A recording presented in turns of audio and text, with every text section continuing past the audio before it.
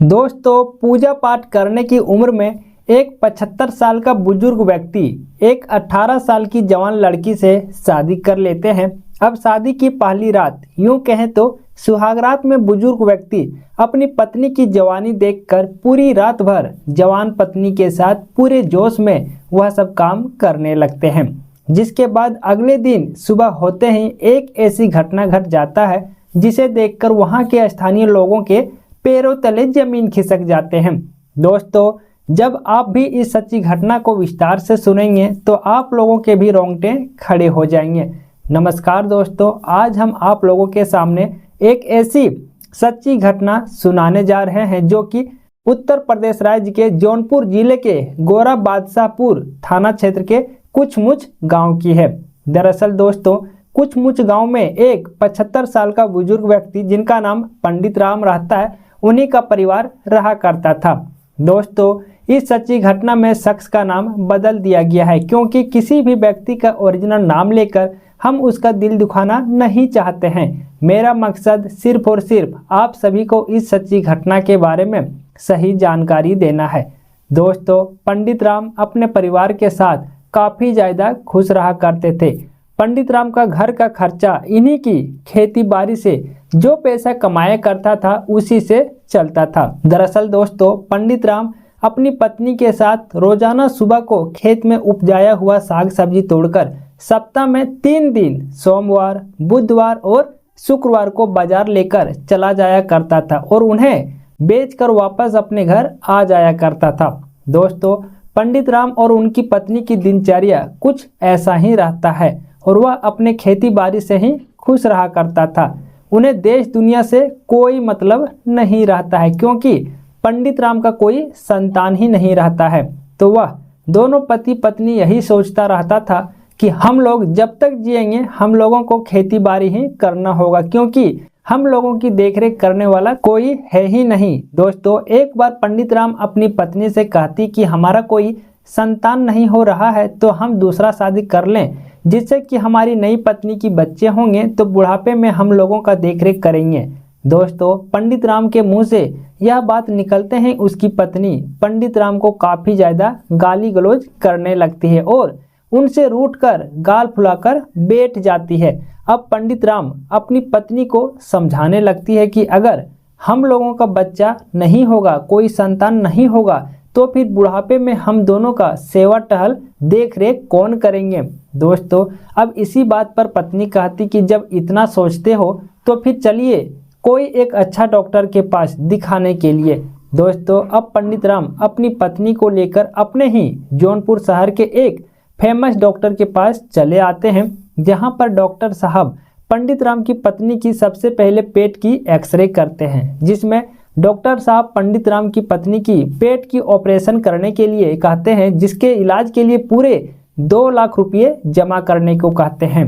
दोस्तों, पंडित राम का आर्थिक स्थिति उतना मजबूत नहीं रहता है कि वह अपनी पत्नी की ऑपरेशन के लिए उतना ज़्यादा पैसा जमा कर सके और अपनी पत्नी की इलाज करवा सके। इसीलिए अब वह वहां से निराश होकर वापस दोनों अपने घर आ जाते हैं, जिसके बाद से दोनों पति पत्नी काफ़ी ज़्यादा उदास रहने लगे थे।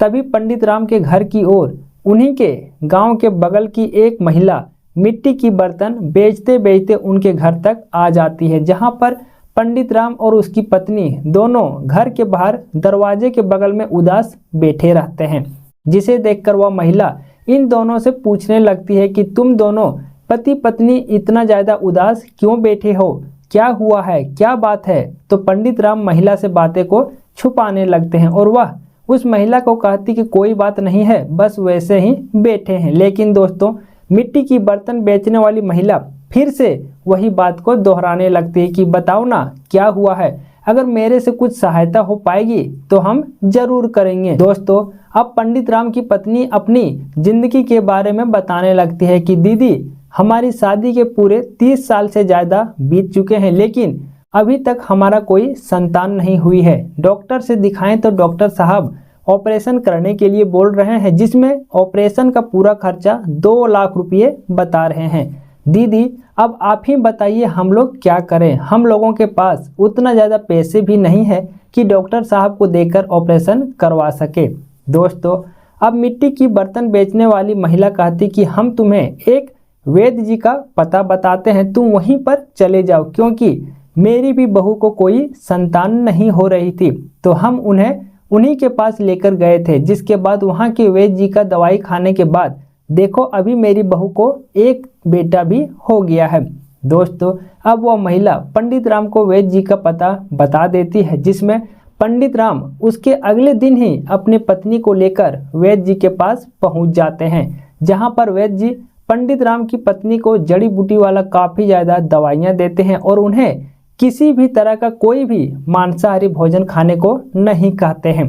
दोस्तों, अब वह दवाई लेकर पंडित राम सीधे अपने घर आ जाते हैं और वैद्य जी के अनुसार बताए गए दवाई को पंडित राम की पत्नी खाने लगती है, जिसमें वैद्य जी पूरे 6 महीना की गारंटी लिए थे कि 6 महीना के अंदर हमारा दवाई का असर दिख जाएगा। लेकिन दोस्तों, पंडित राम की पत्नी पूरे 1 साल तक दवाई खाती है, लेकिन इसके दवाई का कोई असर नहीं होता है। तो पंडित राम की पत्नी गुस्से में दवाई खाना छोड़ देती है और वह चुपचाप अपने कमरे में जाकर सो जाती है। दोस्तों, अब पंडित राम अपनी पत्नी को समझाने लगते हैं कि तुम चिंता मत करो, जब भगवान ही हम लोगों को संतान देना ही नहीं चाह रहे हैं तो फिर संतान कहाँ से होगी। हम लोगों को जितना लग रहा है, जितना काम करने का है, हम लोग वह सब करते जा रहे हैं। खैर कोई बात नहीं, जब तक जिएंगे हम लोग अपना खेती बाड़ी करते रहेंगे और उसी में जो पैसा कमाएंगे उसे ही बुढ़ापे के लिए जमा करके रखेंगे। दोस्तों, अब समय बीतता जाता है और दोनों पति पत्नी की उम्र भी ढलती जाती है, लेकिन फिर भी वह दोनों अपने खेतों में काम करना नहीं छोड़ते हैं, क्योंकि उन दोनों की यह मजबूरी रहती है कि खेतों में फसल नहीं लगाएंगे, फसल नहीं उपजाएंगे तो फिर क्या बेचकर खाएंगे। दोस्तों, अब खेतों में काम करने के दौरान एक बार अचानक से पंडित राम की पत्नी की तबीयत खराब हो जाती है, जिसके बाद पंडित राम तुरंत अपनी पत्नी को लेकर डॉक्टर के पास आ जाते हैं और फिर उनका इलाज करवाने लगते हैं। लेकिन दोस्तों, पंडित राम की पत्नी की तबीयत इतना ज़्यादा खराब हो जाता है कि उनकी इलाज के दौरान ही उनकी मौत हो जाती है और वह अपनी पत्नी को बचा नहीं पाते हैं। दोस्तों, पंडित राम की पत्नी के गुजरने के बाद पंडित राम को घर की सारी जिम्मेदारियां आ जाते हैं, जिसमें घर का सारा काम से लेकर खेत तक का काम रहता है, जिसे करने में पंडित राम को काफ़ी ज़्यादा दिक्कतें हुआ करता था। तभी उन्होंने अपने रिश्तेदारों से कहा कि मुझे दूसरी शादी करनी है, लेकिन दोस्तों पंडित राम के रिश्तेदारों ने उन्हें दूसरी शादी करने की इजाज़त नहीं देते हैं। तो पंडित राम अंत में अकेले ही अपने घर में रहने लगते हैं, लेकिन उन्हें अकेले अपने घर पर मन नहीं लगता था। दोस्तों, अब एक बार पंडित राम अपने खेतों में सब्जियां तोड़कर बाजार बेचने के लिए जा रहे थे, तभी रास्ते में उसे एक मोहिनी नाम की महिला मिलती है, जो कि जलालपुर की रहने वाली होती है। अब उन्हीं से रास्ते में जाते जाते बातें होने लगती है और फिर उन दोनों को एक दूसरे से बातों बातों में प्यार भी हो जाते हैं। दोस्तों, अब पंडित राम महिला से मिलने के लिए उन्हीं के गांव की जंगल की ओर चले जाते थे और फिर उस महिला से मिलकर वापस अपने घर आ जाया करते थे। लेकिन दोस्तों, पंडित राम को महिला से जंगल में मिलने से उतना खुशी नहीं मिलता था। तभी पंडित राम ने अपने 75 साल की उम्र में महिला से शादी करने का फैसला लेता है और वह अपने शहर के कोर्ट में जाकर अपनी पत्नी की मौत के 1 साल बाद यानी 29 सितंबर 2025 को शादी कर लेते हैं। उसके बाद पंडित राम उस महिला को अपने गांव ले आते हैं और गांव के एक मंदिर में भी शादी के 7 फेरे लेते हैं। दोस्तों, अब गांव में भी शादी काफ़ी अच्छे से काफ़ी खुशी से संपन्न होते हैं, जिसमें पंडित राम शादी की पहली रात अपनी पत्नी के साथ अच्छे से बिताने के लिए वह अपने कमरे को अच्छे से सजा देते हैं और अब रात होते ही अपनी पत्नी को उस कमरे के अंदर ले जाते हैं और अपनी पत्नी के साथ कुछ घंटों तक पहले बातें करते हैं। फिर पूरी रात भर वह अपनी पत्नी के साथ वह सब काम करने लगते हैं। तभी अचानक से पंडित राम की मौत हो जाती है। दोस्तों, अब सुबह होते ही इसकी जानकारी पूरे गांव में फैल जाती है और पूरे गांव में इस खबर को लेकर हड़कंप मच जाता है, जिसमें गांव के लोग पंडित राम के बारे में, उसके उम्र के बारे में तरह तरह की बातें कहने लगते हैं।